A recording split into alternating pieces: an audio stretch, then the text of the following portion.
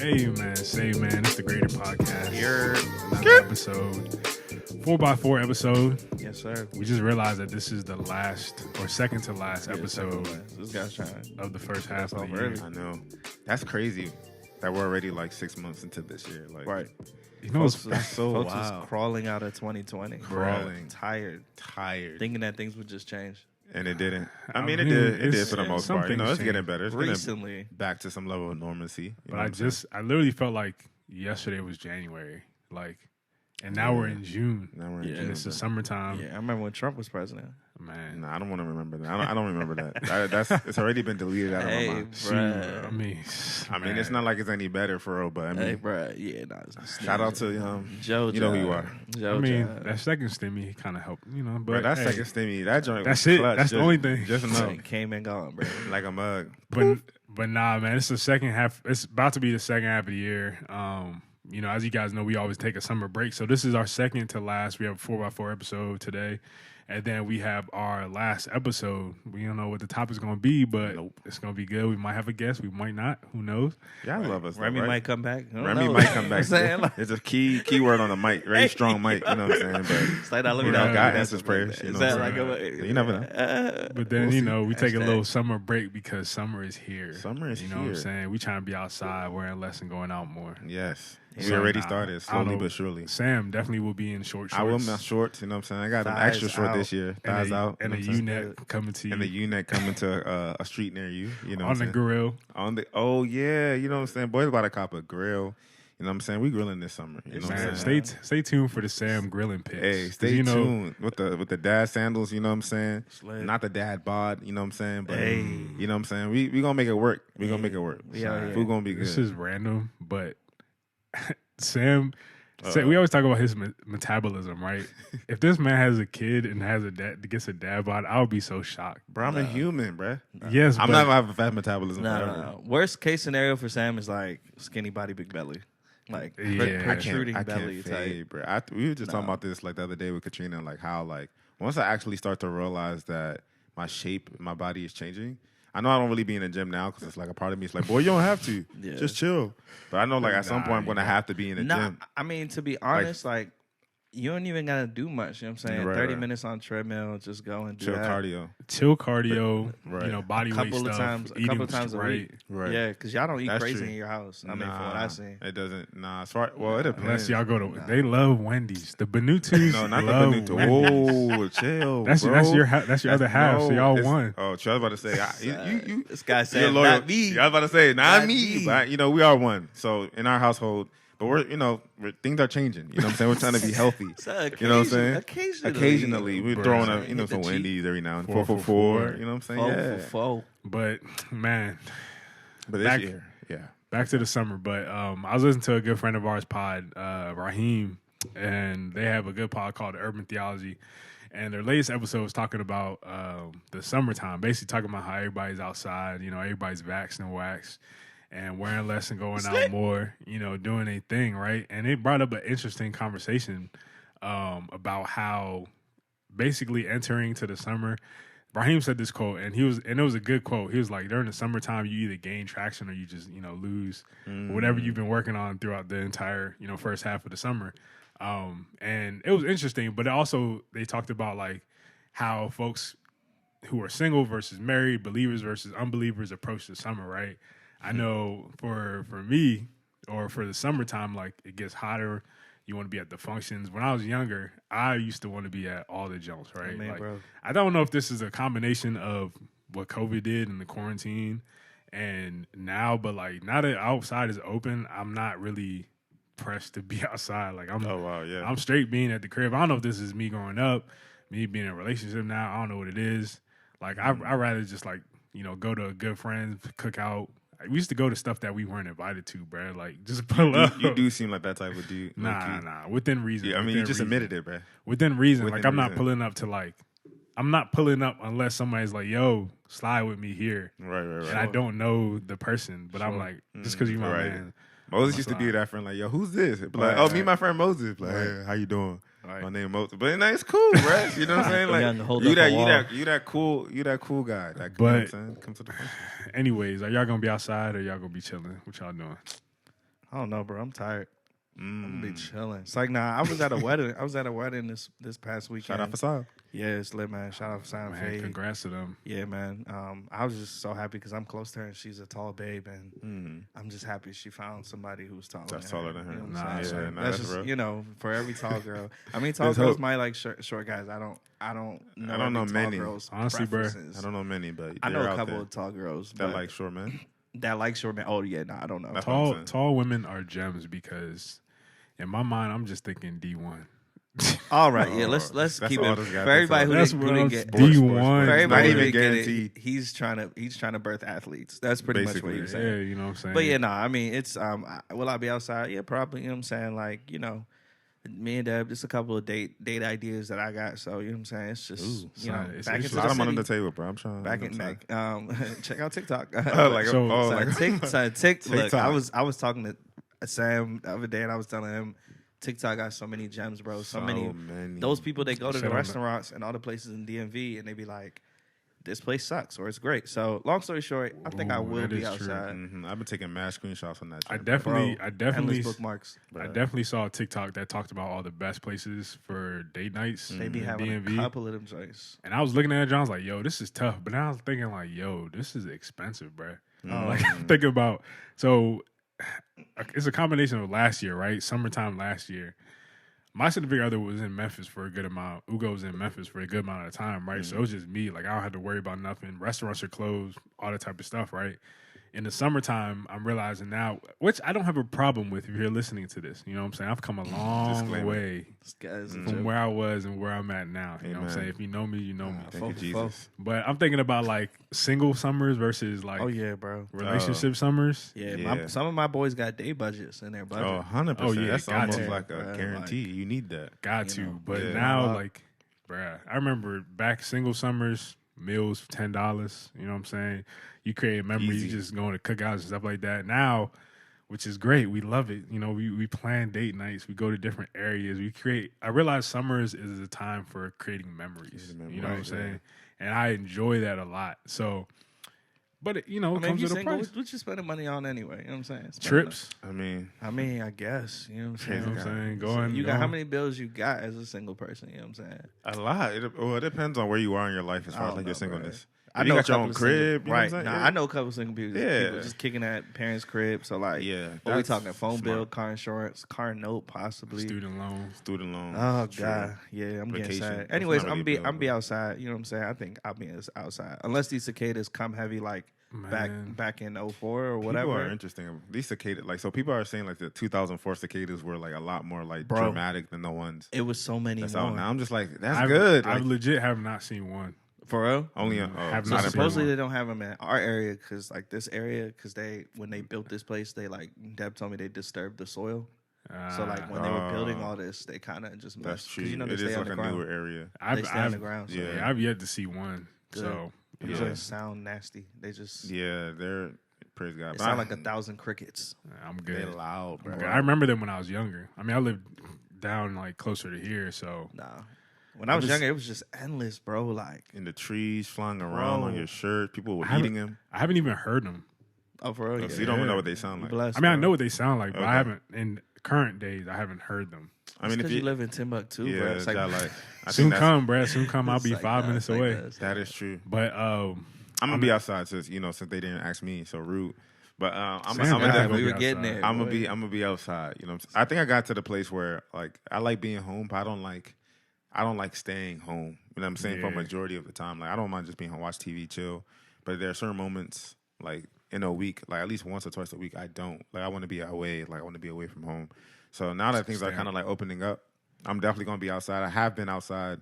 Katrina and I have been like going to like a few places every now and then. But now that things are like officially opening up, I'm probably gonna be outside. I want to say more. Nah, that's not realistic. But I'll be outside for a good amount of time. I'll be outside calculated. Calculated risk. You know, some back in the day you used to be like, you just wake up like, what's the move? Right. Now I'm like So we trying too- to we plan too out old like, for that, bro. Yeah. dang, we You used to getting hit Bama's phone in the group chat like, Bruh, what what y'all doing What y'all today? doing today? Son. Like legit. What You y'all just doing pull today? up. And then go I to mean, their crib. in Just certain go to the crib, situations- move. if I hit anybody up asking what that move is, they're like really close friends, and I'm probably just gonna pull up and like games. I'll probably just pull up, watch the game, stuff like that. Makes sense. But talking about big moves, I'm good. Yeah, you know what I'm saying? I don't know, bro. But Can't really do that anymore now. But also with summertime, hey, stay prayed up. It's choosing season. We was basically. locked Actually, in. it's not choosing season.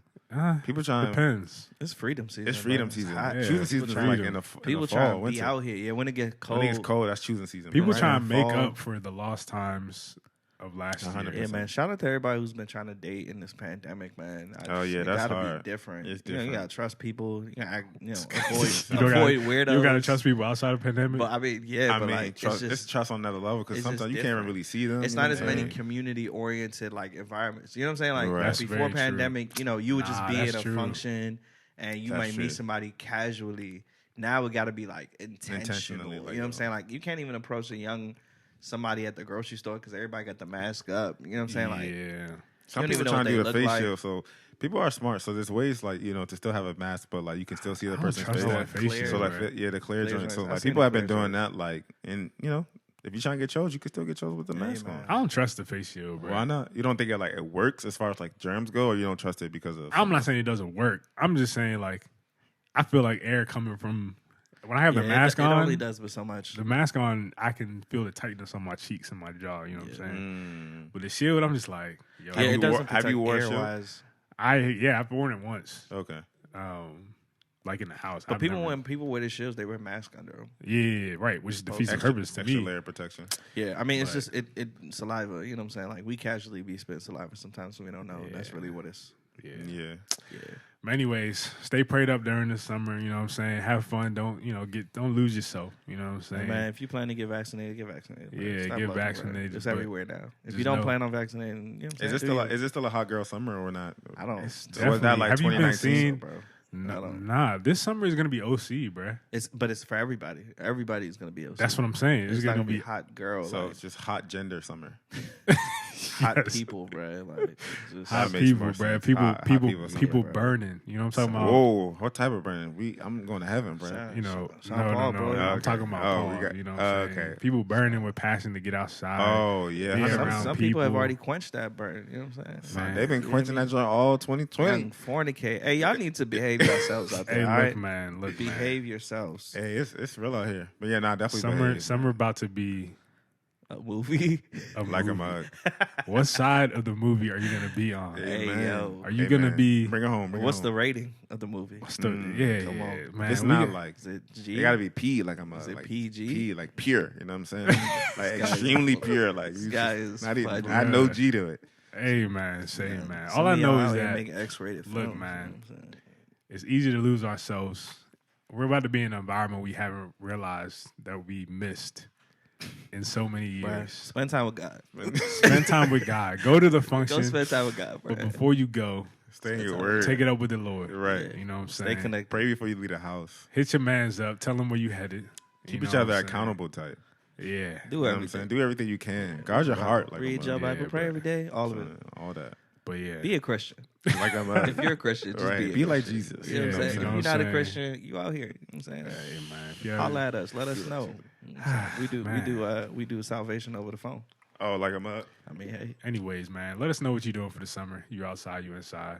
Leave a comment. We all invite outside. us. I'm to sounding something. like a YouTuber. Like, Yes. hey, put it in the comment section. Invite us, please. Invite us to something. There Yeah. haven't been that many functions, obviously, Yeah. but Don't be weird. I'm just though. waiting for the invites. Don't be weird, Yeah, definitely. don't be weird. Don't be weird.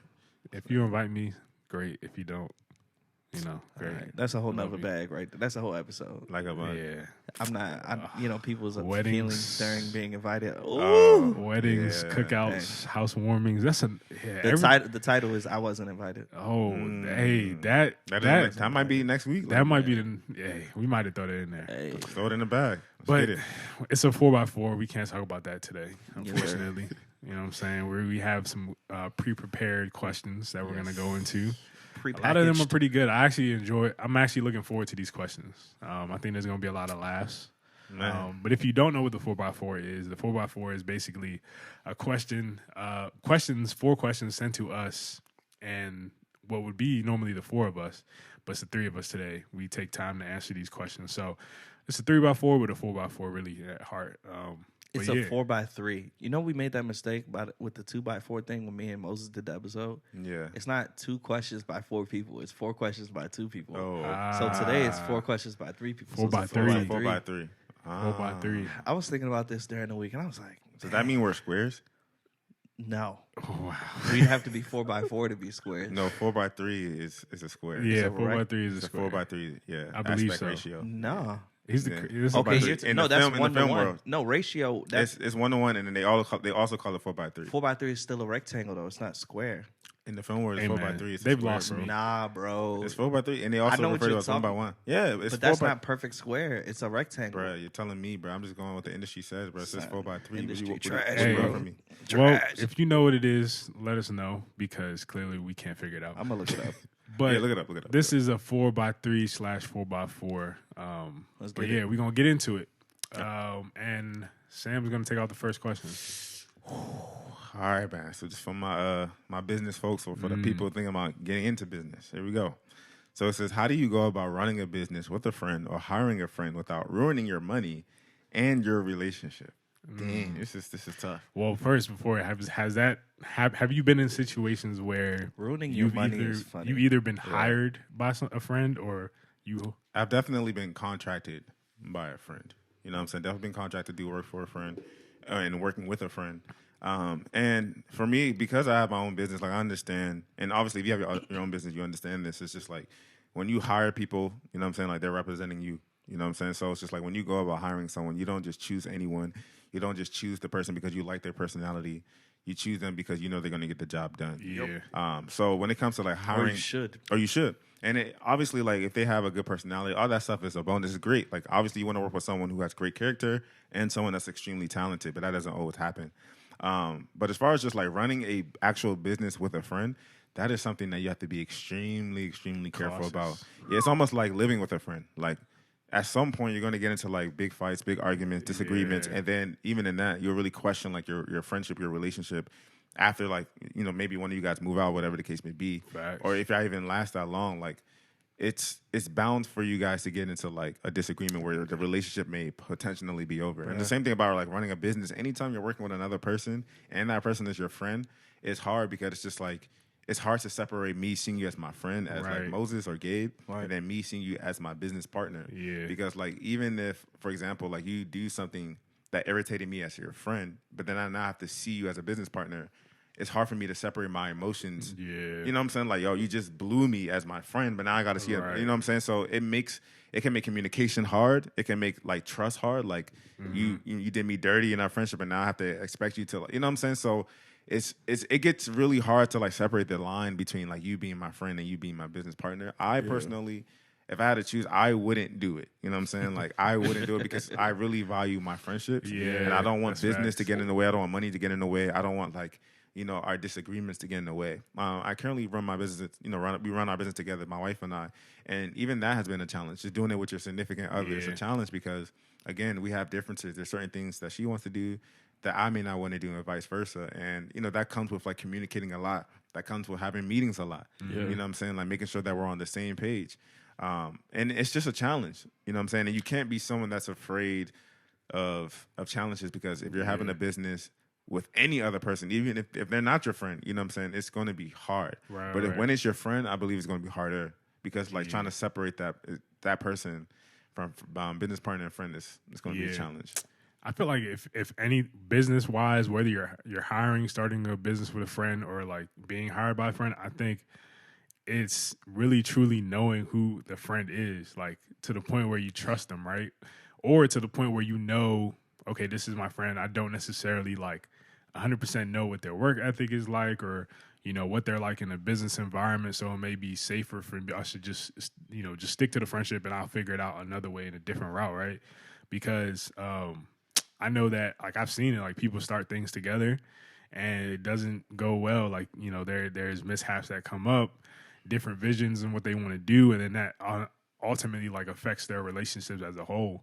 But then I've seen, like, for me, there's some friends that I work with and I think, well, that I've hired, and outside of this, and we could probably even talk about 330 stuff too, but outside of this, but like if I'm a hire friend to do something for me, I think it's important. Like, you don't just hire them because they're your friend, right? You got to believe in what they do, and the product that they produce, to the point where it's like, I trust you. Outside of my friendship, I trust the work that you do to bring me whatever product is, and I know that I'm going to love it. And there may be some tweaks here and there, but I trust what you're going to be able to provide for me, right? There's a lot of people that just, will hire a friend or be hired for a friend because of the relationship, and then you get whatever product, and it's like, dang, this ain't what I wanted. Not what you wanted. Right. So I think that it's truly knowing your friendship and valuing the friendship. There's this I'm athlete, Brandon Marshall.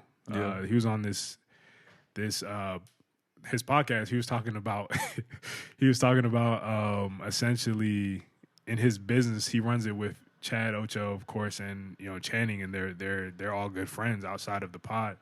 But he was talking about, in his business, he has the 3 P's. I think one of them is, and I don't quote me on this, I may mix one of the P's up, but it's people first, processes second, and then the product third, right? So if you're starting a business with people, it has to be about the people, right? Of course, you want to get something out, you need to get stuff done, but you can't neglect the fact that there's people that you work with that are your friends, right? You gotta, even with us in 330, I think that we've learned over the years that the people part and the friendship part of it, despite the podcast, is more important. So we might have to put a podcast on hold because we need to just have a friendship time. You know what I'm saying? We might put the product, the podcast on hold because we need to talk about, all right, we need to step up the processes and stuff like that. So I think that if you are going to do business with a friend, like, y'all got to really put that friendship, up there. Yeah, also the expectations have to be mad clear. You know what I'm saying? Mad clear. I have friends who have businesses with, their friends, and, it's working out for them. I think it's just like also recognizing like the strength and weakness of your friend. Facts. So it's just like the one friend can be like really good at communicating with the clients, really good at handling the finances, really good at, just like the business admin side. And because that you don't really you don't cross that boundary because you guys already had the expectation like, hey, I'm going to be the one to kind of take care of this. You really don't got to worry about it. And then the other friend, if it's like, depending on the type of business you have, if it's a product or if it's a service, then like, let's say it's the creative aspect of the business and that person is just working on the website. Yeah. That person is handling like, I don't know, the design of the products or, the merch that you guys are designing, whatever the case may be. And not saying that the other person is not going to be able to speak to that, but it's just like, you're ultimately like responsible for this thing. And I think like once you guys actually like sit down and say, hey, this is your role in the business, this is my role in the business, let's stick to that role. And I feel like once that's clear, I feel like it's easier to kind of like maneuver and navigate like in the business itself without feeling like, oh, like I was responsible for this. So it's just like making sure the expectations are just mad clear. Yeah. Because it can work. Like you can definitely have a business with a friend. You just have to know your friend. Like, how are you guys without a business? How do you guys communicate without a business? How's your relationship? You know what I'm saying? How do you guys like speak under pressure, or like how do you guys handle like your differences? And if it's like, yo, like me and my friend, we've gotten fights and we were able to like overcome in less than an hour, then there's some potential that you can possibly have a business with that person. But know your friends, know yourself. People are your friend, but that don't mean you should have a business with that person. Like, you really need to scope that person out. That's the thing, though. Sometimes you don't know your friends. Like until you learn. You're in a situation. I mean, the only thing I really have to contribute to the conversation is really because I've worked with friends, for friends, and I've hired friends. So I think one of the biggest things is written communication, like contracts, all these things. Like dicey. Expectations that are written down at the beginning of the process. So I think sometimes people try to like introduce those things in the middle of the process. That's when offense is really created for real. Because it was brought up so casually. I think it's in reaction. Like you feel like, okay, like in the middle of the process, it's like, did I do something to trigger this person to make them want it? If you do it at the beginning of the process, it's like, oh, okay, this is just how this person operates. You know what I'm saying? If I'm going to go into business with somebody, we have to write down on record, like, what are my things? What are your things? What are my goals? What are your goals? What are our goals together? Write them down as reference points. Because I've learned in corporate America, a paper trail means everything. You know what I'm saying? Like, everything. Look, bro, last week you said we would do this and commit to it. Because, like, there are going to be times where you have hard conversations where you have to kind of, like, reprimand one another. You know what I'm saying? It's like, you didn't meet this expectation. Or I didn't meet this expectation. A lot of times people don't want to, like, do that. But I think that those written down things help kind of calm the conflict. You know what I'm saying? Like, because there will be conflict. Yeah. There will be a point in time where the visions don't click. You know what I'm saying? Like, we're not, even, Sam being married to somebody he works with, like, there will be times where, Katrina may want to do something differently than him vision wise. But, like, it's just having those conversations and, being like, okay, well, if somebody's the lead at this thing, they take the lead. You know what I'm saying?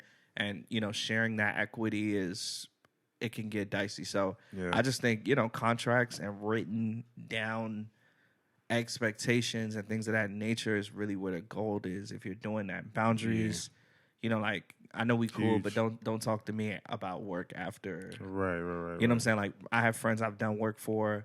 If you email me or text me after 7, like, or 6 or something like that, I'll respond to you the next day. We can have a conversation about something else. Right. But I'm not, like, so. Yeah, I think even, I think sometimes even for myself, like, sometimes I want to be so just like business focused where I'm like, I don't know if I want to go through a friend for this because I want to just do something I could get knocked out and just treat it like, business. All right, let's knock it out. Of course, I try to I think relationships are important no matter what type of business stuff you're doing. But some people, it's just a business relationship versus just a friendship. And then we're introducing a business relationship to it. Yeah. Right. So I think that for me, like there's some instances where I'm like, all right, I want to get this done in this timeline. Let me go, figure out with this person.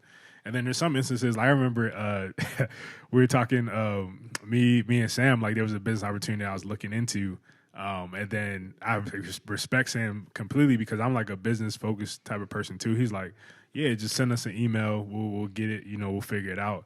You're thinking like, most people would think like, yo, this is Sam, this is my man. It's like, why is he telling me to send him an email, right? But it's like, nah, those are the processes that they go through because you have to transition from understanding like this is just a friendship to, okay, now we're entering a business relationship, right? We're still friends, but for this thing exclusively. We're not even holistically entering a business relationship. Exactly. And that sets a boundary, and he knows this is why he does it. That sets a boundary and an understanding that we're about to go into business mode, right? And then even like the emails that come in are hella professional. I love professional emails. And when I get like stuff that's just like, I'll say this. Y'all know that I have like a side thing called BlitzFits, right? There's a huge brand that reached out to us for, a possible opportunity. And that joint, when I say huge, I mean like millions. Right. And that joint had the most unprofessional like email, like a hey love type of like email. I'm like, yo, as a greeting. What is going on? Yeah. So did they even spell love right? I don't even know, bro. Yeah, bro. So I'm just like that type of stuff I respect. When I have a friend that really like knows their craft and enters this as like a truly business type of thing, but still shows the respect and the friendship. And that goes into another area where like you have friends, but like sometimes even in the Christian world, like we don't take the same concepts of what loving one another into the business side of things, right? We become so cutthroat where we look worse than a regular corporate business. In the way that we treat people in a business manner. So and that's because you just think that because people are attached to the combined vision of God or Christ, that they'll go through like some corporate companies do a better job of catering to employees than some churches, some religious organizations. And sometimes they take for granted the fact that you're sold into the vision of I'm serving Christ. And it's like, nah, that's not a reason for you to treat me. Like we keep all of our being Christ-like when it comes to just strictly friendships where we have nothing to lose or gain, right?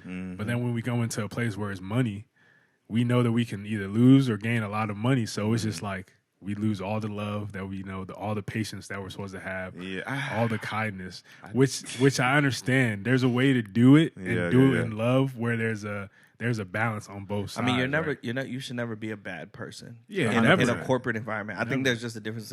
Like some people don't know how to like.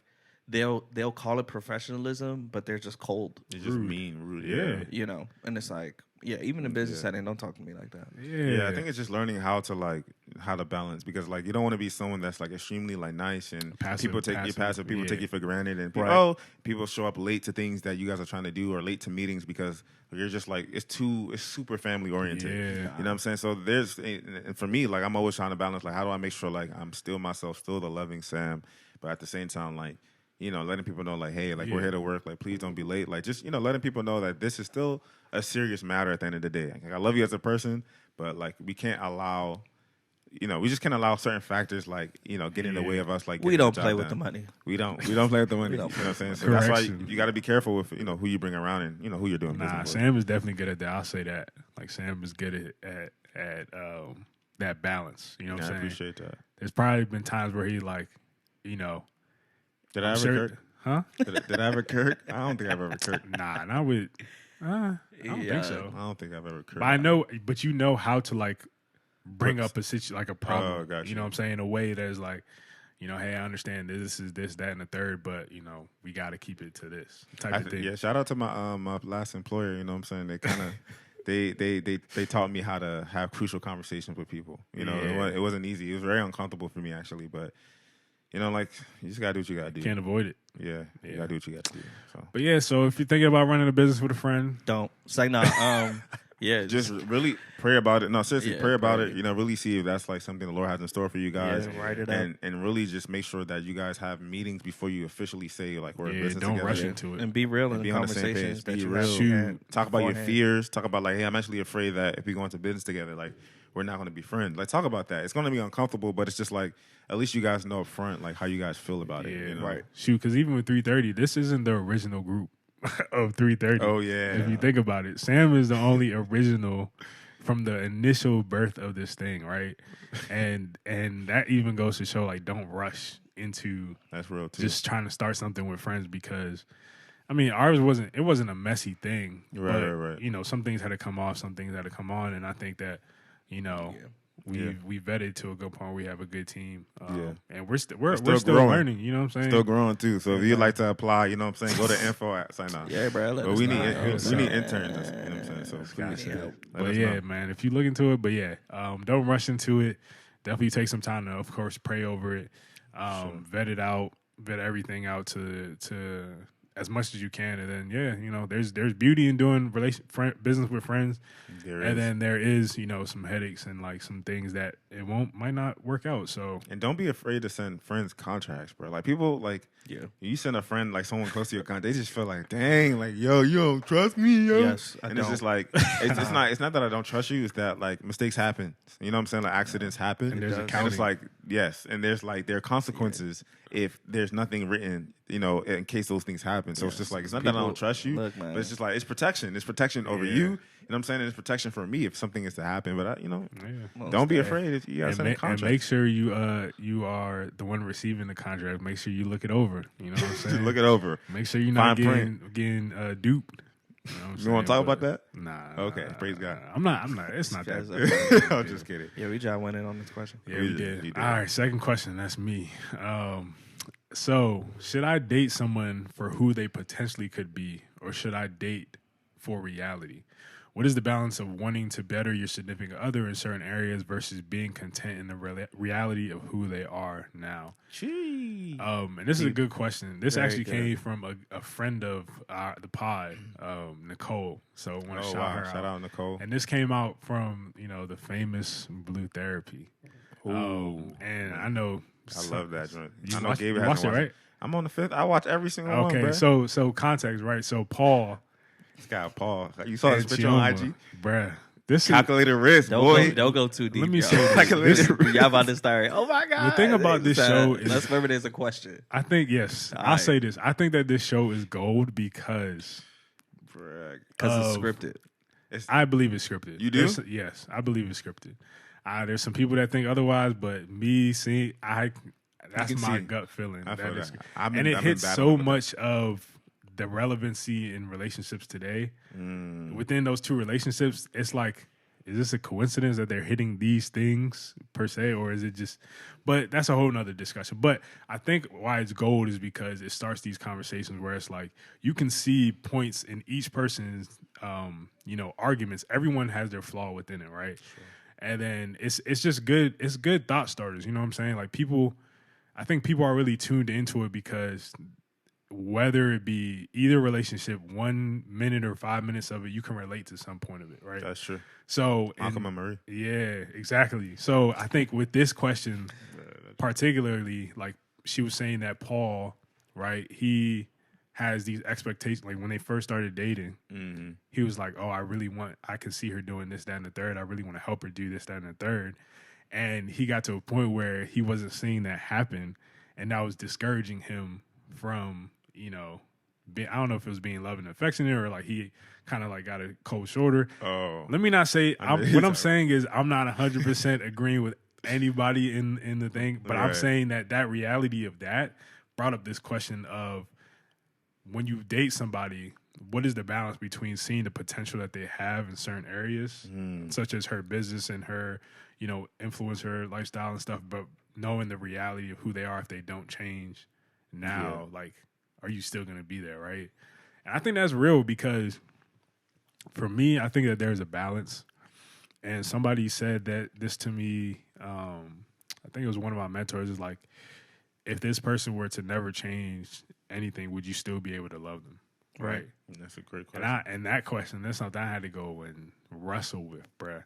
Because I'm real. the type where I'm like, yo, like, I see something and I want to, help them. You want to bring it out. Yeah, you know what I'm saying? I want to bring it out. And sometimes you get to a point where you're like, I don't want to say more invested, but you're like, you let that feeling and that emotion, like you take that on as a task.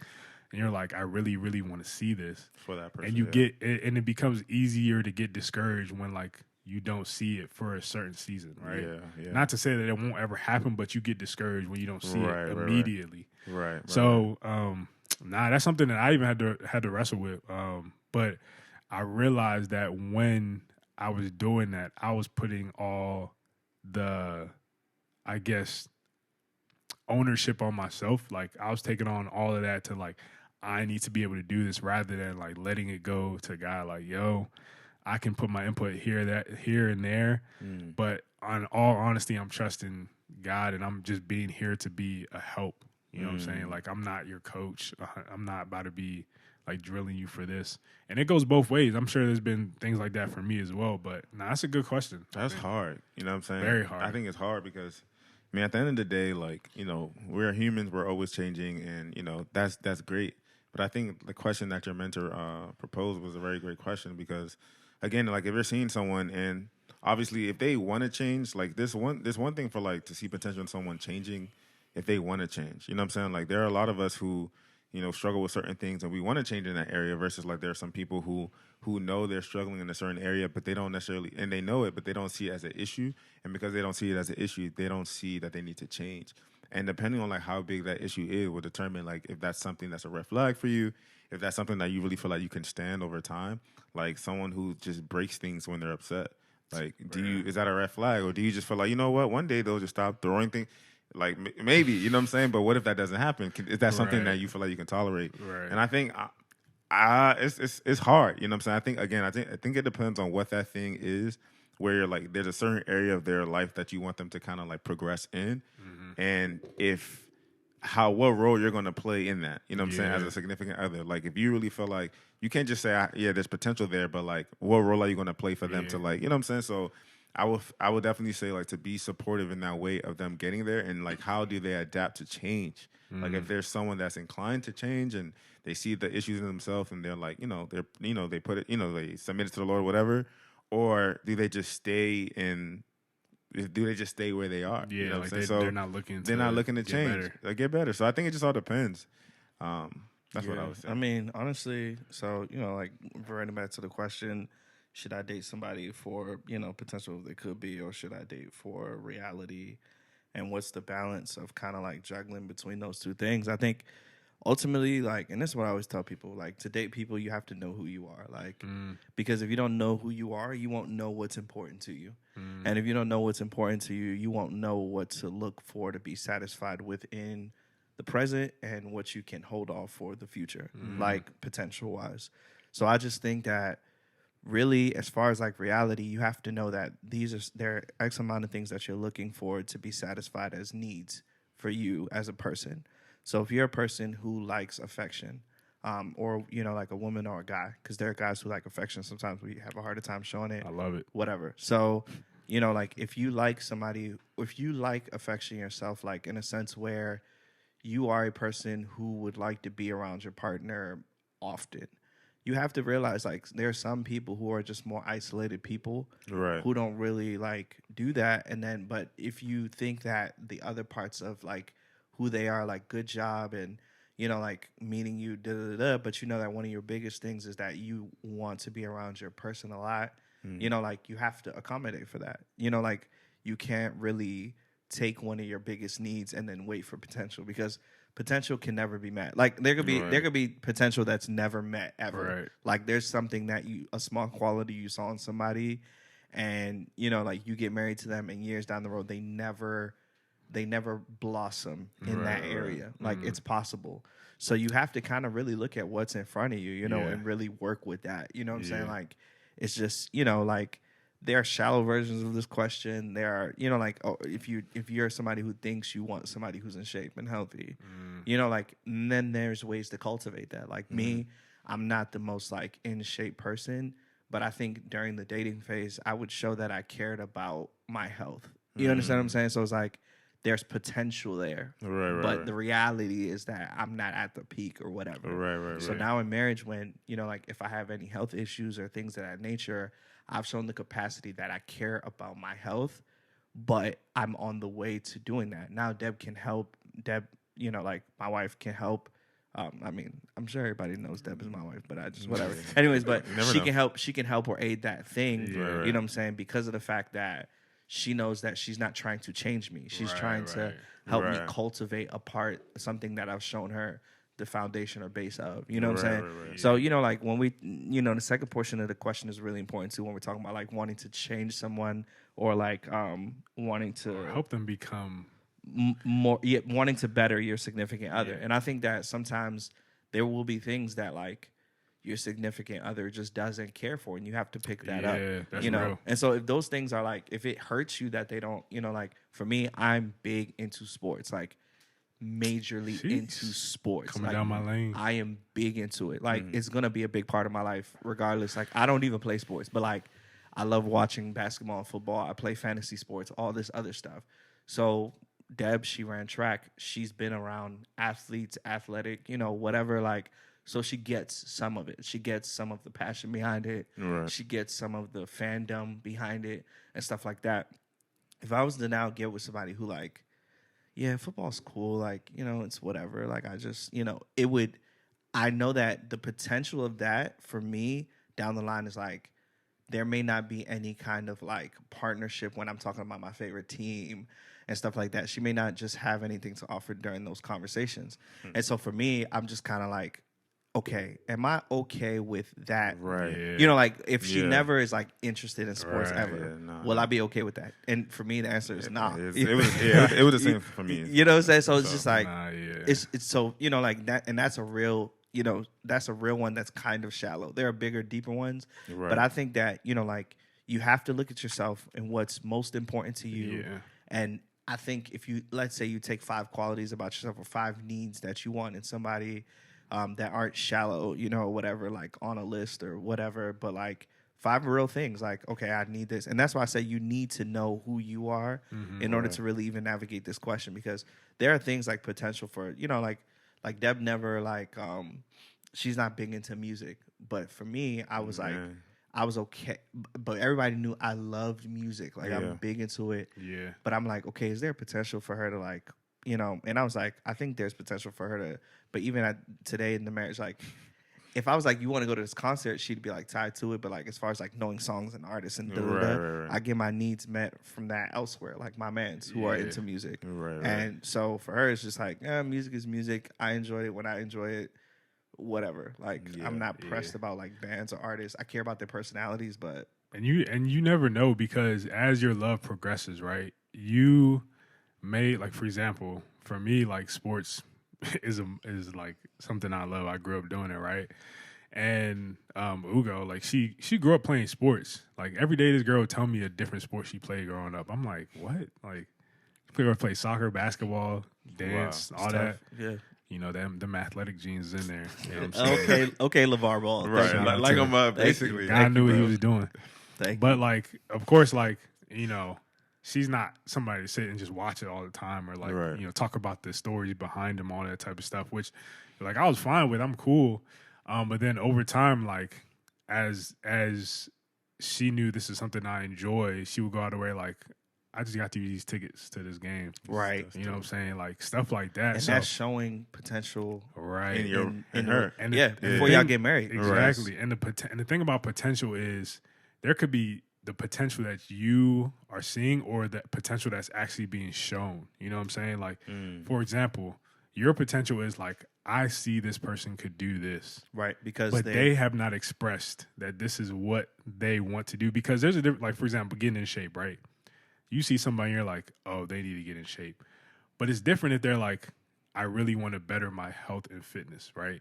Now they've expressed this to you, or even business-wise, I really want to do this with my business, right? And that's the potential there because you have to be willing to go on the journey, you know, and do it in a graceful way, but understand, like, the reality is it may never get to what exactly you have in mind, right?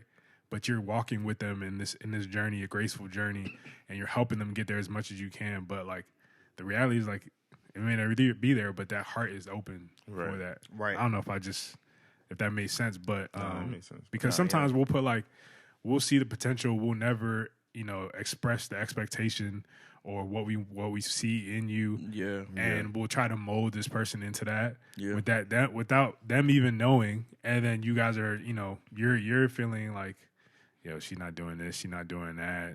You know, like your love starts to decrease in certain situations, becomes more conditional. And, you know, you realize that, like, that ain't going to work. You know what I'm saying? You got to remember while you're with the person, like, I feel like everyone could be guilty of, like, trying to make someone into someone they're not. Guilty, like, trying to make them like something they don't like and or wear something they don't like to wear naturally. And it's just like, you know, just remembering, like, you're falling in love with who the person is and not like their potential. You know what I'm saying? Yeah, like, that's the only thing that could really sustain. Right. Yeah. Like falling in love with the person and not their Because if you fall in love with the potential and then you get to the point where the potential you thought they would have in certain areas doesn't necessarily come to pass, you're going to be blown. You're going to be like, well, I thought you were going to do this. I had a vision for you. I had a vision for like your life. I had a vision for what I thought you were going to do. And it's just like, the only person that can really be blown is yourself. You know what I'm saying? Because I never even promised you that. You're just seeing a potential in me that if I don't see that same potential in myself, then I'm not necessarily going to like execute in that. And in that you area. know, I think guys do this a lot where we like, because we're, you know, the hunters and not the hunted, to be primal. The cultivators. Right. To be primal. I think sometimes we go look for the best aesthetic person. You know, like, the girl with the banging body with the banging face. And, you know, like, it sounds shallow, but like we look for somebody who's like really pretty and attractive to us on a physical level, and then we try to mold them into what we want on deeper levels. And it's like it's too much work. Yeah, you know, like that's not who that person is if it's not. Sometimes rubber may meet the road, and you coincidentally come in with a person who has those qualities that you want to cultivate, but then like some guys out here, sometimes we find the prettiest girl and then we just expect her to meet our needs. And it's like, nah, you got to teach. And that's a part of relationships too. You have to teach somebody how to love you. Meet your need. Yeah, because it, you know, like when y'all say, I want to be boyfriend and girlfriend, there's no manual that comes with either one of you. Like you have to communicate. So I think, I just think in grand scheme of things, you date in reality, and you know, like you look for potential places where. Yeah, so I think honestly you date for reality. And potential is an addition. It's a supplement. Like Giannis, to take it really sports for a second, one of the leading players in the NBA, Giannis, he's great, like attacking the rim. He's good doing these things, and we always talk about him shooting a 3-point shot. But it's not common for him to like do that. And so if he never shoots that 3-point shot well, like, is he still a great player? Yeah, he is. You know what I'm saying? Like, and I'm gonna put pieces around him to help accommodate that weakness. Right. Exactly. But, you know, and it's just the same thing with people. It's like, okay, the way I accommodate somebody's weakness is I find healthy places to meet that need outside of that person. Right. So I can't look forward to this one person meeting all my needs. I'm going to use my community and my friends and my outlets, my healthy outlets, to have this need met. Yeah, I just had this imagery, right? So this is my last thing on the question, right? Should I date for potential or reality? I think that you fall in love with the reality of what's in front of you, and you become aware of the seeds that they show you in their lives, the seeds that God shows you in their life, and you water that. You know what I'm saying? This is not seeds that you're trying to take and throw it at them, and throw the water at them too, because that's not good soil. You know what I'm saying? That's not good foundation. Well, that soil isn't made for that. Right, exactly. Right. So you have to love who they are now if they never were to change. And be aware that God is planting seeds every day. Right. Once you're able to see those seeds, and she do the same for you, like water them. You know what I'm saying? And you realize that you take the burden off of yourself, and God does more of the work in both of you guys. And you end up somewhere where you're like, dang, I would have never thought that our relationship could look like this. Right. And I think this is something that I'm going through right now. Man, me too. And I'm just like, dang, I was holding on so hard and like trying to do things in my own strength. Yeah. But low key, like literally all you had to do is like fall back. You know what I'm saying? Fall back and just do the little things. You know? And that's a good analogy because you realize some things can't grow in certain areas. Like certain seed plants and stuff can't grow. So it's just the same thing with people. You don't see palm trees in Maryland, do y'all? Right. So some people just don't have the capacity to like do certain things. Like nah, bro. That's this relationship stuff. Man. So yeah, day in reality. Praise God. Yeah, and third question. Potential is an addition. It's like look to water those seeds. Icing on the cake. Like right. Treat it like icing. Red velvet. Chicken on the white rice. You know what I'm saying? Number 3. What have been your experiences with grief/loss of a loved one, and what advice can you give to someone struggling to overcome it? This is a real question, man. Yeah. I lost my father back in 2017. And the thing is, I always thought about like, man, how am I going to like deal with grief once my parents? Because all of our parents, I'm not trying to make this joint sad, but all of our parents are going to die one day. And you got to like ask yourself like, how are you going to deal with that? And I used to ask myself before it happened, like, how would I deal with it? But I never knew how. I never knew how I was going to deal with it till it happened. And at first, I was like really upset. I was really upset. I was mad. I didn't understand it. Like when it first happened, I was like mad at God. Even in that moment, I reminded myself that it wasn't, it wasn't his fault. You know what I'm saying? It's not like, even how it happened wasn't necessarily God's fault. So I had to remind myself and not put blame on him and make me like start being bitter towards him. But overall, it was tough. And I felt like I was numb for a few days. Like I didn't really, it was surreal. Like I didn't really like believe that it happened, and just trying to get adjusted to like how your life changes because of that person and the role that they played in your life. Like it's one thing for like someone to pass away, in your life, and you weren't close to them, or they didn't like affect your day to day. You know what I'm saying? But if it's just like your brother, your sister, your mom, your dad, like it hits on a different level. And for me, obviously, it was my dad. So it was hard. But I think the biggest thing that helped me during that process was just having friends and family around. I remember like, the first week when my father passed, like literally there were friends and family that came over like every single day, I think for like up to like 2 weeks. And then obviously it starts to phase out, you know what I'm saying? That's the reality of life. But like even in those moments, it's just like learning or like just embracing those moments and really appreciating them for what they are.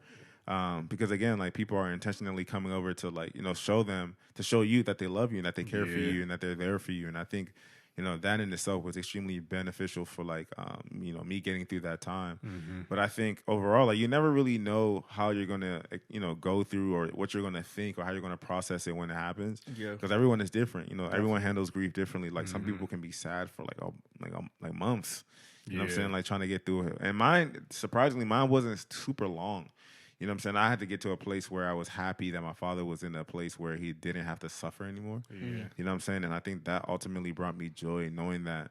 But then it's just also just accepting the reality of life. You know what I'm saying? Like that also helped me. It's just like, like this is going to happen to everyone. You know what I'm saying? Including ourselves. And it's just like as painful as it is, obviously grief. But it's just like for me, I had to like, okay, I'm finished grieving as far as just like the reality of him no longer being here. Now I have to face the reality of like, how do I like move forward? Right. You know what I'm saying? And how to live without that person. So yeah, it was hard. You know what I'm saying? And my advice would be just to, you know, when people offer to do things for you, when people offer to come over, like, don't be that. I mean, depending on the type of person you are, I would say don't be that type of person to push people away when you're trying to like grieve, because you know you're just feeling like I don't want to be around people. I want to be alone. Like I don't want to talk to no one. Like, and it's just like maybe that's cool for like a day. You know what I'm saying? But I think like after that, when people really want to show love, to like really receive that, you know what I'm saying? Like allow people to love on you, allow people to bring food if you need anything, like allow people to love on you, because that is not gonna last forever. Like I said, after like 2-3 weeks, it's just like everybody's and that, I mean it's real. Yeah. I don't expect people to be at my house every day. Right. You know what I'm saying? So like, I knew it wasn't gonna last long, but in that moment, it's just like, yo, I'm gonna embrace like people showing love and not like, you know, not reject the love that's trying to be shown to me. So yeah, nah, grief is real. Like I know for me, like I even just last year, going through. I didn't really share with many people, but I had like a few family members pass. One being, I think I may have mentioned it on the pod not too long ago, but a cousin of mine that we're the same age, like first cousins. You know, crazy. My mom's brother's son, I believe. I may be getting it wrong, but like they came from Rwanda to live with us and stuff like that at certain areas of time. Like my mom was very pivotal in getting them to the United States and stuff like that. And like for me, grieving has always been weird. Like I'm not the type that like really, I don't know if it's, I don't really process it the most I can, or like I don't show emotions as much, but it's like, I don't know how to feel. You know, when it happens, like it's such a surreal moment. Like when it happened around this time last year. My mom like came to my room and like it was a phone call. It was either late at night or early in the morning, and like I heard her talking to my sister, and I was like, "Oh dang!" Like you know when you know something is wrong, and then she comes in my room and like she told me like, "Yeah, he passed away," and we have the same. My middle name is his first name, Jedone.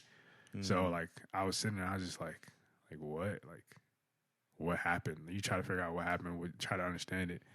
And then nobody knew. Like, it was just, nobody knows what happened. And I just started thinking, like, dang, like, I started thinking about me feeling bad. Like, I didn't spend as much time as I could with him. You know what I'm saying? I didn't call him as much as I could. You know, they're in the situations I could have done a lot more. So I'm thinking about that as well. And then it's just sadder than actually going there for the funeral and everything. It's just like it hits you like, dang, you know, this is a reality of life. Like I lost a family member, you know what I'm saying? And then my mom, it's interesting because my mom is like the glue to our family. So like I think I get a lot of, you know, her being strong in moments like that from her, where I don't show as much, but then it's different where like, cause me, my mom, and my aunt, and then seeing like my aunt breaking down and crying, and then you know the family there watching the casket, they're just like, man, this is a new reality. Like I need to spend more time with family. Like I need to really like, you know, be there for my family. You know what I'm saying? Stuff like that. And it's weird because I'm at a loss for words. I don't even know how to describe how I was feeling, but I did know that I just wanted to sit in that moment. Like, and just understand it more and realize like what's going on, right? And then I listened to, I think this podcast from Pete Scassero, the emotionally healthy guy. I've been listening to his stuff, and he had a podcast about grief, and he gave these 3 tips that were like oh, this makes a lot of sense. And then he was saying that in grief, a lot of people, you can either process it or just let it leak into your life. Right. Yeah. There's a lot of people that they go through grief and they don't really sit in it. No. And it just affects other areas of their life. Yep. You know what I'm saying? And then it starts leaking into their situation. And the funny thing, not even funny, but the interesting thing is we think of grief of just like, you know, losing a loved one. But he was even talking about through job situations, through relationships, friendships. It was like we let it leak into other areas of our lives. We don't sit in the process of it. We don't wait on God. We don't wait on God to show us like, you know, what this moment means, and we don't let that moment birth something new into our lives, like Sam was talking about, a new reality. What he learned from that moment, what I learned from my cousin passing, is just like, man, life is so much more, right? Like that's what I learned from it. Like I gained a new sense of when you have the repast and like just families there. Yeah. Like, it just hit different. Like you just seeing family there, us coming together and just loving each other. You know what I'm saying? So yeah, I'm still processing it. Sometimes I'll be feeling guilty when I don't. I was just about to say as advice not to feel guilty, because I mean it's really easy to feel like, man, like I didn't take this person this place, I didn't do this with this person, like and it's just like, man, it's like you almost feel like I don't want to say you almost feel like certain things are your fault, but it's just like just consider that a learning experience. That's all I would say. Consider a learning experience and not to feel guilty. And like depending if it's like a parent, like if you still have your other parent, like just learn from that. Like spend more time with your mom or your dad. You know what I'm saying? Call your mom or your dad more than you normally would. You know what I'm saying? Take them to places, allow them to experience life in the way, the little things, like take them to certain places that they wouldn't take themselves.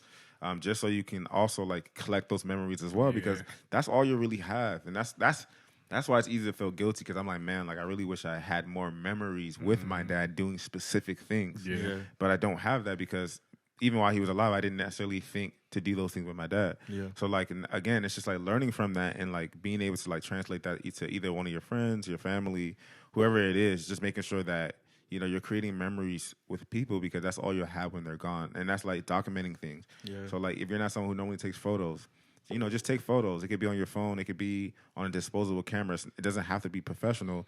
It's more so just for you to like collect these memories to go through, as you're going through grief. You know what I'm saying? Like you can go through pictures on your phone. You can go through videos that you've recorded a while. And those things really help you. I will also say that as a piece of advice, like those also help. Those things help you when you're like thinking about the person you're grieving. It's like going through old times, memories, photos on Facebook, whatever the case may be, to like, just to make you feel happy about those moments that you share with that person. Yeah. To me, like I never had like somebody close to me like pass per se, like loss of a loved one, like my grandma passed. And I was cool with her, but I was like, I don't know, my experiences with her didn't really bring us close per se. My family isn't really tight. Like, and I think when she had passed, it was like my first time seeing my family together, like my aunts and uncles or whatever. And I was like, this is really crazy, or whatever. Like, and, something I see, like even me and Deb getting married, like her family's really family oriented. And so like, it was really new to me and things of that nature. But I think to be honest, like grief Olympics, like let's never do that. Like let's never say like, because I have a close friend who lost somebody, like if like Sam who lost his dad, like if I experience something that brings me grief, like a job situation, like me keeping in mind, like, I can't be as sad. I need to be like less sad than Sam was, because, like maybe his situation was like deeper than mine or something like that. Like, I just want to say that to people, like never feel like you're not allowed to feel a certain way because you feel like your trauma. You know what I'm saying? That's how you should describe it. Your trauma or your loss isn't as deep as something else or someone else's, or whatever, because, people have different capacity. People have different pain thresholds, and things of that nature. So, like, never compare. Take the time. Like, I'd be at work, and my SVP should just be like, take as much time as you need. And sometimes in my head, I'm like, nah, you mean come back as soon as I can. And it's like, nah, I need to take as much time as I need. And so like even with Moses painting that picture of like leaking out, like you need to mourn. I always tell people, like, whether it's a breakup, whether it's a loss of a loved one, whether it's a loss of a job or missed an opportunity where you applied for a school or program or whatever and you didn't get in, like I was saying on the pod that I was going to get my master's or whatever, and then like the program that I really wanted, I didn't get it, and some of my boys was just asking me like, like, how do you feel, like, are you okay, like apart from just saying like, sorry that didn't happen or work out. And I was just like, I mean, I was just expressing like I was sad, and I think it's important that you tell the people around you how you think you would like to be like comforted, what I'm saying, like if you don't really want somebody like talking in your ear, trying to like, pep you up, then ask them like, I just want people around. I heard not to do that. Just be present. Some people just want to get you feeling better, and their intentions are good, but it's just like, I'm sorry, I just don't I don't really feel They're like trying to quote scripture. Yeah. yeah, it's like The joy of the Lord. let me is your just strength. sit in man. what I'm like kind of going through and communicate with those people so they can help you be better. Like, Nah, that's or real. you know, yeah, because sometimes people will just be like, yeah, shrug it off, and of course you have aunties and uncles and people who won't relate. But for your people, for your clan, like ask them how to help you. Like I was telling one of my mans, you know, like because I was going through like just a tougher time in life, you know, like I told him that I appreciated him calling and checking in. And he, you know, he does that, you know, like he'll just call and be like, yeah, was good with you, bro. And we'll just talk about like life, you know what I'm saying? Like Yeah. where I'm at. And I feel like that's a safe space, you know what I'm saying? Yeah. Like, so, you know, do what you need to do. If you have a specific friend that you would like to invest, you know, maybe like a little more for some time, ask them and see how they, you know, like how receptive they are. And yeah, just help people, help you just get to a better place, honestly. Yeah, it's good. I think to close it off, I think that in situations of grief and loss, whether it be a loved one, a job, you know, a promotion, like, or even just a friendship, right? I think in those moments, for me, I know that I've gained a greater realization of, or just like a greater revelation of who God is, and like a greater understanding of myself. Yeah. And letting that stuff like dictate how I moving forward, like what I apply more time to, or like even just a loss of family, like just the prioritization of family. Yeah. Even like that made me realize like, yo, I needed to speak to my dad way more. Yeah. Like Yeah. the understanding of how God can still be good in these moments. Like that's something that I had to wrestle with and understand. Like things like that. That's why it's good to sit in it and really like, you know, not try to rush out of it. Yeah. No. Yeah. But But yeah, man, just, you know, grieve when you need to grieve, mourn when you need to mourn, and try to look for people to help you through it. If you don't have people to help you through it, there are resources online to find people to talk to. Shoot, hit us up. I was about to say, hit us up. Yeah, you know what I'm saying? Like, just, you know, reach out to somebody. Going through things alone isn't ideal, or is it optimal? I think there's a period of time possibly to do things alone, but you can't sustain it by yourself. Like, because when you go through it alone, and most times what I've seen people going through grief alone is when I've seen it become more destructive to them. Yeah. Than I mean, we can even talk about faith. Like, people that go Mm-hmm. through stuff like that, we see them steering away from the faith. Yeah. You know what I'm saying? Because of anger and things like that, where sometimes you need people just, one, to be around and show love, but, you know, two, to speak the truth about the situation. And you create unhealthy outlets sometimes when you're doing that. Man. You know, drinking, going out and just doing things in a private nature. You know, like, no. But last question. On a slightly lighter note, not even is it lighter? Is it? You know what I'm saying? Like, I don't know. It But should be a quick one. yeah, but it says, do y'all think sexual history should be disclosed when dating? And if so, when should you disclose your sexual history? Let me tell y'all something, okay? Okay. Social media clip. Let me Right, here this it guy's is. Right funny. here. This guy's funny. This is the one. Let me just say something. When talking about sexual, I don't think sexual history, I think it is a conversation that can show immaturity or not, right? Because Wait, let's preface this by saying that even within Christian relationships, outside of Christian relationships, sexual history, I think we know that there's people that aren't virgins going into Christian relationships. Sure. And just in general, you know what I'm saying? Just putting a preface out there like, you know, we talk about sexual history, even if you're a virgin, that's sexual history. Right. I mean, sure. Right. Yeah. I mean, people be fake virgins. But yeah, anyways, but either way, like, so for me, I'm just thinking like, when sexual history is mentioned, I just seen a lot of immaturity when we talk about that conversation. Like, you know, like, oh, this person has X amount of bodies, and when people kind of make it derogatory like that, and simplify people to bodies and situations like that, where there's no like actual context. You just look at a number and you're like, oh my gosh, or you're like, oh, that's chill. You just never know the actual context of, you know, like, so even if we're talking on an extreme where somebody has slept with a lot of people, you know what I'm saying? Like, it's just, you know, not even to deep dive into that, but like somebody who slept with a lot of people, there's context behind those things. That person was lost and they were addicted to sex or something of that nature. and they were trying to fulfill that. You know, like itch that scratch. But I think when we're grown, it's like I don't think you should. To be honest, I don't think sexual history should come up until the engagement phase. Like you're engaged to somebody. Until then, I don't. To be completely honest, like. I don't know. I feel don't, you know, like, and late, when bro. to me, if you've like slept with one of my mans or something like that, I think, or somebody I'm cool with, you know, like I think that's important information. So like, if you've had sex with somebody that I'm close to, or Right. or like I've had sex with somebody you're close to, then I think that's information that's important, you know, like or whatever. So I think that should be disclosed like at the beginning. At the beginning, I was involved with this person romantically.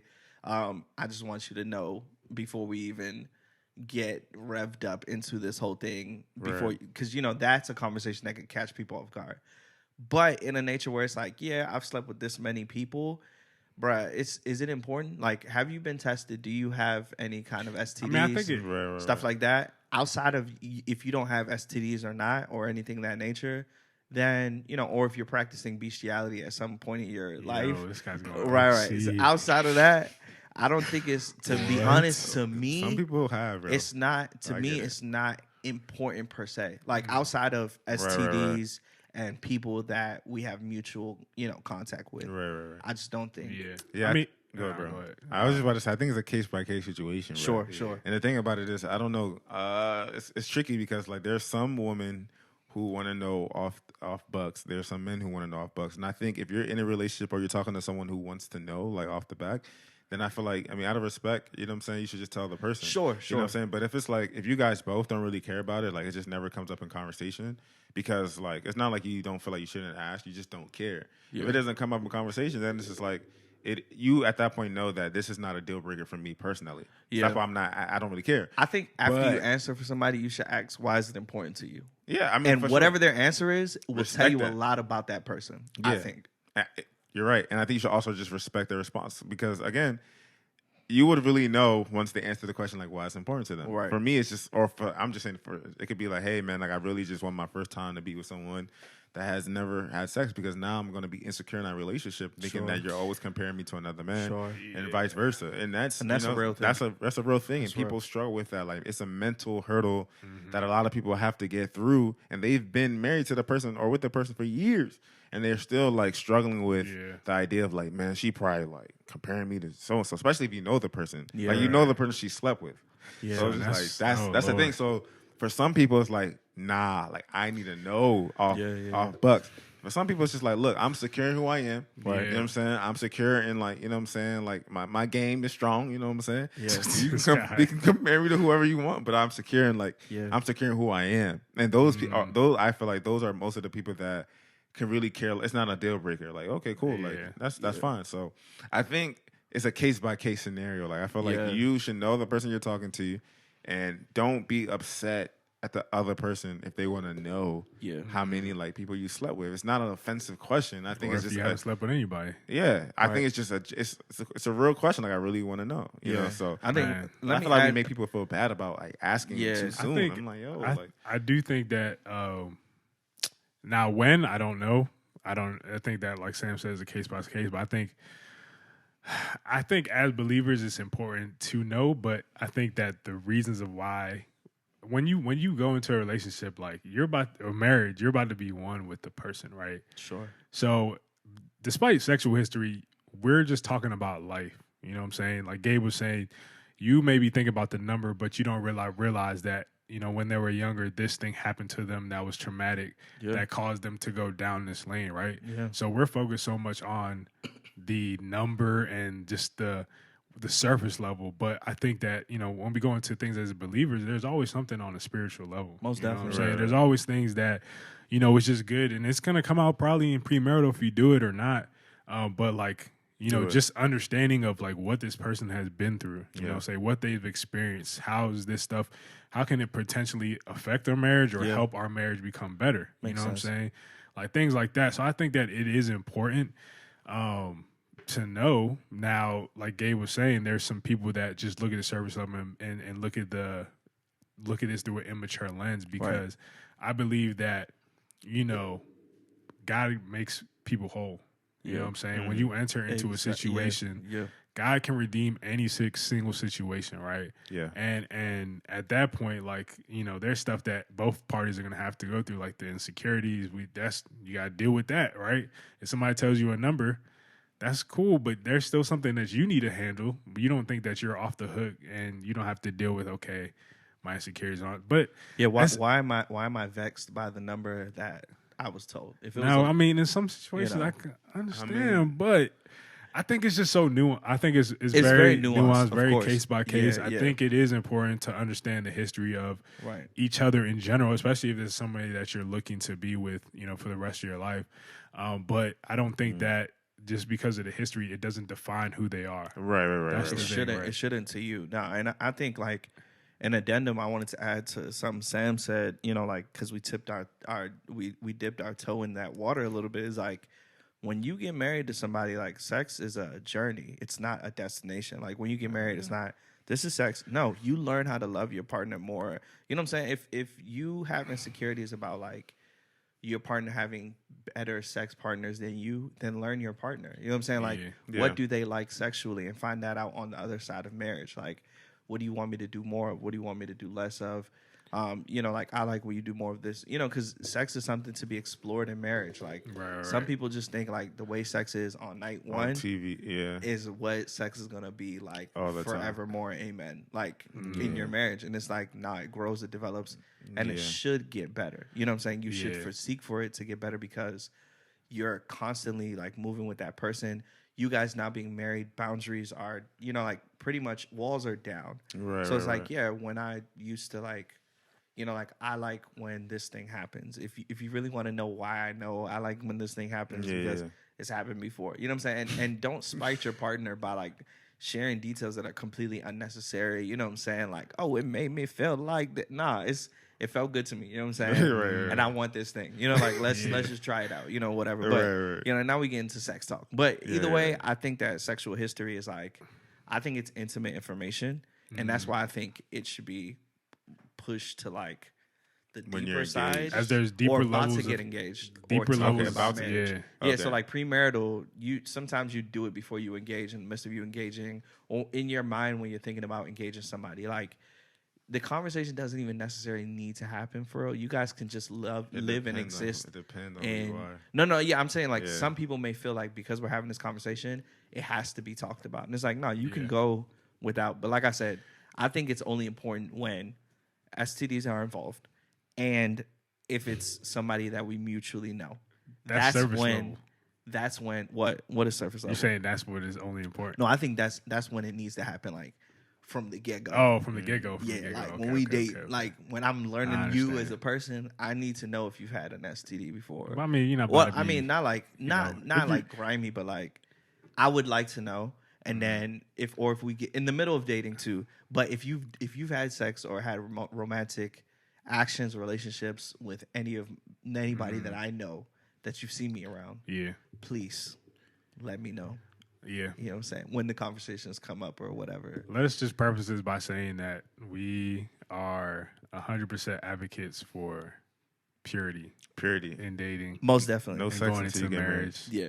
That is what we aim for. That is the goal. Yeah. You know, we're also talking on the reality that isn't necessarily the reality of a lot of people. That isn't everybody's.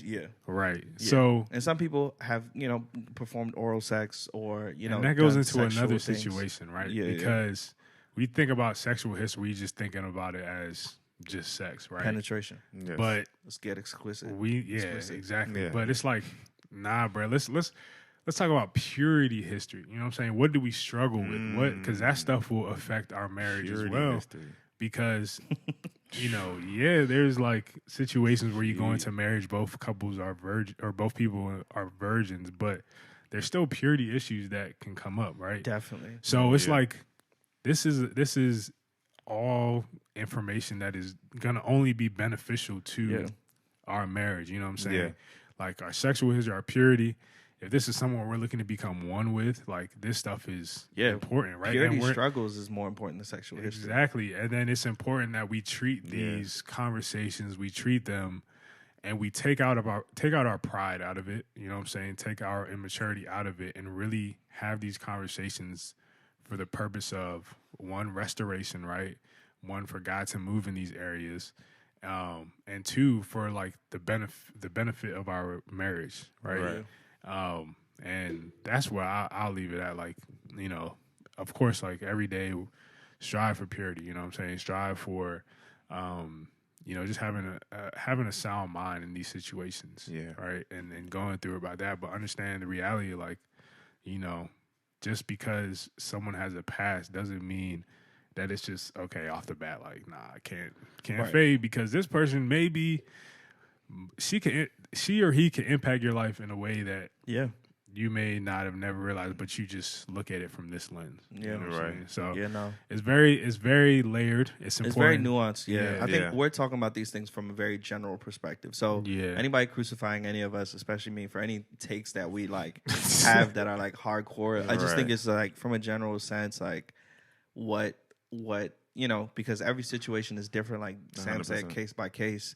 But yeah, I think, you know, like, make sure if you have curiosity about something, ask, you know, and, you know, give the person the opportunity to answer and reflect, you know, like. Yeah, it's important to know. STDs don't make somebody unmarriable. On STDs. No, because I know some people might look at it and be like, oh my God, you had what? Or you have what? And that doesn't. I saw a cool picture online, and it was a mom who was HIV positive, and and it was her and two children. It was her husband and two children, and she was holding the positive sign, and then her husband was negative, and her two children were negative.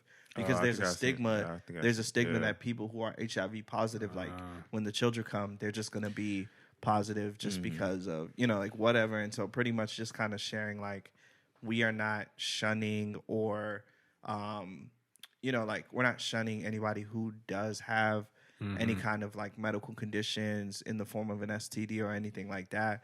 I just think that, you know, like, conversations like that should be had in transparency.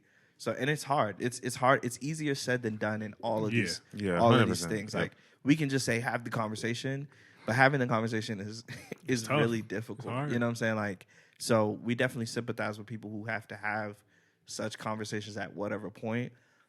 But yeah, if you're curious, ask, you know, and, you know, like, don't build up. I just think maturity level kind of rolls out the carpet. Rolls out the carpet maturity for what happens after. You know what I'm saying? Not saying I wouldn't date somebody if they had 5+ bodies or whatever. Or putting numbers on that. Very elementary. Yeah. You know what I'm saying? Be open, but at the same time, like, no, you know what you want. Right. And, you know, that's valid too. You know, like, that's people be shocked at no judgment. Yeah, people are shocked at actual life situations. Right. Real life is real life. Yeah, and I mean, there is something. But if you slept with my man, just tell me, please. Please. Right. Please do. Please. Man. Not saying I won't date the person. Million little things. I just would like to know. Watch that show. There's so many situations. I don't need my man's dapping me up, knowing. Yeah, it's just. It's a crazy world, man. That's all I know. For me, you know what I'm saying. Let me know. It's a crazy world. Blue therapy. Might need to have that. Might need that red therapy. Nah, but it's sad. Like you said, man, purity is a good thing. That's something that we strive for. Yeah, man. Pursue purity. Everything. You know what I'm saying? There's something beautiful in two people. Just they the only ones that they gotta learn each other. You know, and everybody's redeemable, man. If you've had sex before marriage, like, you know, like, you could still pursue purity even in the midst of that. Like, right, you're right. I mean, because, you know, at the end of the day, you guys are still learning each other's body. Even if it's not like marriage? In marriage. Yeah, always in marriage. We don't need nobody learning nobody's body. You know what I'm saying? No, only in marriage. We don't condone. But yeah, you know what I'm saying? Like, sex gets better in marriage if you do it right. Man. Yeah. That's something people need to pinpoint. People be like, well, I need a test drive. And nah, you can learn how to satisfy somebody. Oh, yeah, people really do. You learn to do that if you're not a virgin, you learn to do that anyway. So. Some people don't even. They just think they got the skills. You know what I'm saying? I had an analogy in my head, but I just lost it. Thanks. Dang. Holy Spirit, we just pray that Moses will remember this now. Maybe it might come back. It was to the test drive jump. Yeah. Dang. Some people, let me say it again. Some people just feel like you got to test drive the car before you buy it. And it's like, nah, you don't have to test drive. You know what I'm saying? You know, I understand why people do, because if I'm going to, you know what I'm saying, dealership, you know what I'm saying? I'm trying to buy this new whip. I want to see how this joint ride. I want to make sure this joint is smooth. But I don't think that makes sense in you know, the relationship work. I don't think everything. So you're keeping that that analogy separate. From, is that what you're saying? I'm just saying that. Seb would like to actually test drive cars. Yes, before he I'm just saying not everything actual cars translate into another area of life. Sure, People love using analogies. I'm just saying not all analogies. You know what I'm saying? No. My analogy is sense. like very surface level. Yeah, like you can't just be out here test driving youngins. Like that's not okay. I mean, folks, really before you marry them, Sam's Club sampler type. You know what I'm saying? Let me get a taste of this. Yeah, it's like no, right? Nah. Because there are stories. There's benefit in the surprise. You know what I'm saying? There's stories of people that have married each other, both versions, right? Like Sam or Gabe, one of y'all was saying the first few times may have been awkward, but you understand like this is a learning stage. I'm speaking from those experiences, not mine. But like they learn each other. The awkwardness of, the beginning of marriage, of course, is going to be there. But if you two are there, loving one another, learning each other, and growing through marriage, of course, it's going to get there. Like I think this was an analogy, right? In sports and in football season, right? The first few couple of practices are always the awkward ones where you have to shake off, the rust and. Get to a place. You got to learn the system. You got to learn the playbook. Yep. You got to get to a place where you understand tendencies. Yes, and by the time that's preseason, right? And you're going into preseason games and all that. You guys are starting to get a rhythm. You guys are starting to win games. Understand the culture. Understand all of that type. By the time you get to week 17, you guys are a well-oiled machine. Knowing what you guys are getting into, and now you guys are succeeding, right? And I relate everything to sports. That could be the same situation in marriage. Like, it's the icing on the cake from what I've heard. Yeah.